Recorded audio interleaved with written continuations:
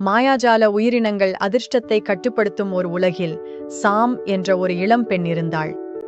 சாமுக்கு மிகவும் மோசமான அதிர்ஷ்டம் என்ற பெயர் இருந்தது. அவள் எப்போதும் கீழே விழுந்து கொண்டே இருந்தாள். பொருட்களை சிதறடித்து விட்டாள். வாழ்க்கை அவளுக்கு ஒவ்வொரு முறையும் தவறாகவே போனது. இருப்பினும் சாம் ஒருபோதும் நம்பிக்கையை இழக்கவில்லை. மேலும் அவள் கனவுகளால் நிரம்பியவளாக இருந்தாள். ஒரு நாள் ரொம்ப துரதிருஷ்டமான நிகழ்வுகளுக்குப் பிறகு சாம் தன் வீட்டின் பின்புறத் தோட்டத்தில் ஒரு பழைய நாணயத்தை கண்டுபிடித்தாள். அவள் அதை பிடித்தவுடன் மர்மமாக ஒரு ரகசிய மாயாஜால ராஜ்யத்திற்கு கொண்டு செல்லப்பட்டாள்.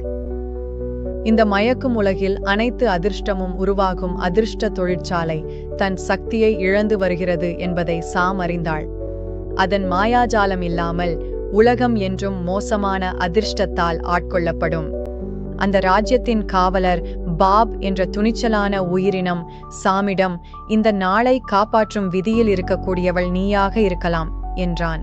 சாதாரண உலகில் துரதிருஷ்டமானவளாக இருந்தாலும் இந்த மாயாஜால ராஜ்யத்தில் சாம் தனக்கே உரிய ஒரு வகை அதிர்ஷ்டத்தை கண்டுபிடித்தாள். அது ஒருபோதும் கைவிடாமல் முயற்சி செய்வதன் மூலம் மோசமான நிலைகளை நல்லவையாக மாற்றும் திறன்.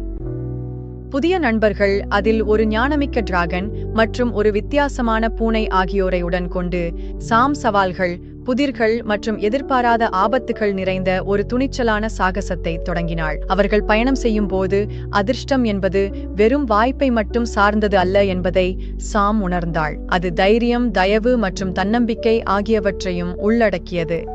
அவள் துரோக வலைவீச்சுகளையும் தன் முயற்சியை தடுக்க அதிர்ஷ்டத்தை விரும்பும் ராட்சதர்களையும் எதிர்கொண்டாள். அவளது அசைக்க முடியாத மனோபலம், தீர்மானம் ராஜ்யத்தில் அனைவரையும் ஊக்குவித்தது. பரபரப்பான உச்சக்கட்டத்தில் சாம் தன் புத்திசாலித்தனம், மனதை பயன்படுத்தி அதிர்ஷ்ட தொழிற்சாலையின் மாயத்தை சரியான நேரத்தில் மீட்டெடுத்தாள். இதனால் உலகம் எதிர்காலத்தில் துரதிருஷ்டம் மாறுவதை தடுத்தாள். வீட்டிற்கு திரும்பிய போது சாம் புரிந்து கொண்டாள், விஷயங்கள் எப்போதும் சீராக செல்லாமல் இருந்தாலும் நம்பிக்கையுடனும் தைரியத்துடனும் தன் அதிர்ஷ்டத்தை தானே உருவாக்கும் திறன் அவளிடம் இருப்பதாக.